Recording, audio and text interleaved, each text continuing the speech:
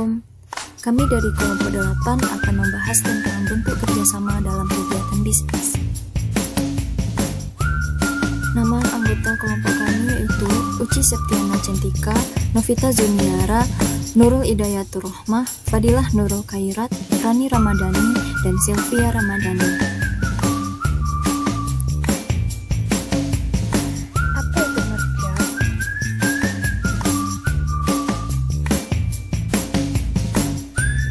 Merger yaitu proses penyatuan dua perusahaan. Salah satu perusahaan tetap berdiri dengan nama yang dimiliki. Perusahaan yang satu lagi kehilangan nama beserta kekayaannya.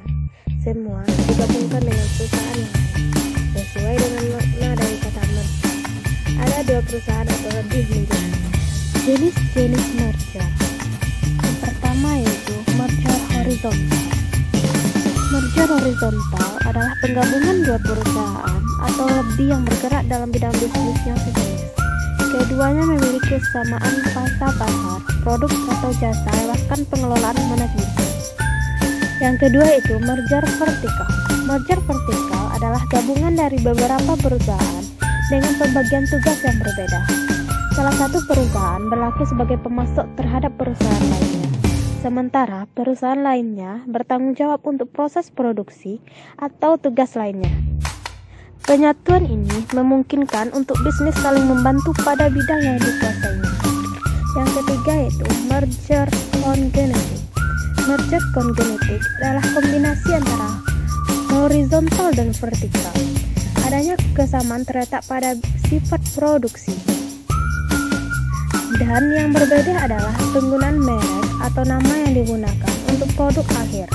Intinya, relasi antara keduanya bukan hubungan pemasok produsen. Yang keempat itu merger konglomerat. Merger konglomerat adalah contoh yang pas untuk jenis usaha atau bisnis yang tidak menjalani usaha dalam bidang yang sama. Penggabungan perusahaan antara beberapa usaha yang tidak ada kaitan langsung. Merger akan membuat suatu perusahaan besar dengan beragam bidang usaha. Tujuan melakukan merger perusahaan. Satu, keragaman usaha dilakukan agar perusahaan dapat membesar dilihat dari berbagai aspek seperti ukuran, saham, dan bidang usaha lainnya. Dua, meningkatkan usaha dengan gabungan dengan pilihan lain, maka suntikan dana dapat diperoleh dan menguntungkan kedua belah pihak. Tiga, sinergi usaha. Ada tingkatan usaha yang hanya bisa dicapai dengan bergabung dengan perusahaan lain. Merger menjadi alasan untuk melakukan efisiensi SDM, manajemen dan proses produksi. 4, alasan pajak. Umumnya merger dilakukan sebagai langkah akhir penyelamatan usaha karena pengeluaran pajak yang menyebabkan kerugian. Merger dengan perusahaan lain dapat menutupi kerugian tersebut. Kekurangan dari merger yaitu pembagian tugas dan tanggung jawab yang tidak mudah dilakukan. Belum lagi penanganan para investor dan pemegang saham dari kedua belah pihak, terutama bila salah satu perusahaan memiliki keadaan keuangan yang tidak sehat. Kelebihan dari merger ialah peluang untuk para pelaku bisnis yang terlibat untuk memperluas bidang usahanya. Perusahaan dapat membagi tugas secara merata di antara para SDM di dalamnya. Selain itu, merger lebih terjangkau dan lebih mudah daripada perusahaan lain dalam mengambil alih perusahaan.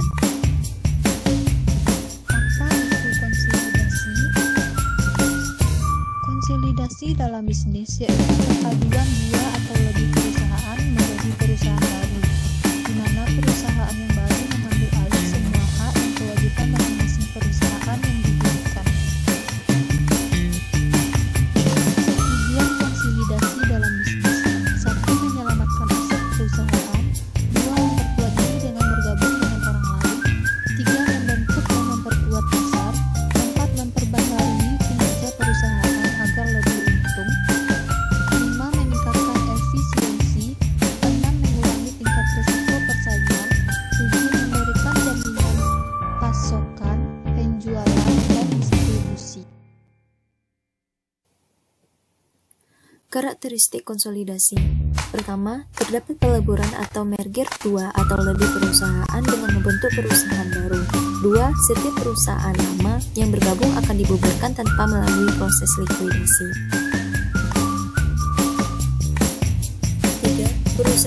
baru yang digabung oleh beberapa perusahaan juga mesti memiliki badan hukum baru. 4. Desain konsolidasi dan konsep pembuatan konsolidasi harus disetujui oleh RUPS di masing-masing perusahaan. 5. Semua aset dan liabilitas perusahaan yang digabung akan secara otomatis beralih ke perusahaan baru.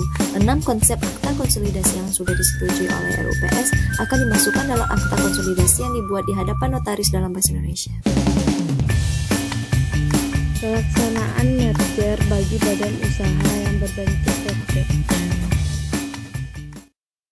Merger atau penggabungan PT merupakan penggabungan dari beberapa PT ke dalam PT yang memang sudah ada dan biasanya secara manajerial bagus, sehingga beberapa PT yang menggabungkan dirinya tersebut lenyap secara otomatis. Maka seluruh kekayaan PT yang menggabungkan diri tersebut beralih kepada PT tempatnya. Berdasarkan pasal 123 Undang-Undang Nomor 40 Tahun 2007 tentang perseroan terbatas, pelaksanaan merger atau penggabungan PT dimulai dengan penyusunan rancangan penggabungan oleh direksi PT yang menggabungkan diri dan menerima penggabungan, di mana rancangan penggabungan tersebut setidaknya harus mencakup nama dan tempat kedudukan dari setiap perseroan yang akan melakukan penggabungan. Berikut alasan serta penjelasan direksi perseroan yang akan melakukan penggabungan dan persyaratan penggabungan. Selain itu, harus mencakup tata cara penilaian dan konversi saham perseroan yang akan menggabungkan diri. Pelaksanaan merger, konsolidasi, dan akuisisi bagi badan usaha perbankan. Tata cara pelaksanaan merger. 1. Menyusun usulan rancangan merger. 2. Menyusun rancangan merger dan konsep akta merger. 3. Pengumuman ringkasan rancangan merger. 4. Rapat anggota masing-masing pihak. 5. Pembuatan akta merger di hadapan notaris. 6. Permohonan izin merger kepada Bank Indonesia dengan tembusan kepada Menteri Kehakiman. 7. Persetujuan atau penolakan permohonan izin. 8. Pengumuman hasil merger. Tata cara pelaksanaan konsolidasi. 1. Menyusun usulan rencana konsolidasi. 2. Menyusun rancangan konsolidasi dan konsep akta konsolidasi. 3. Pengumuman ringkasan rancangan konsolidasi.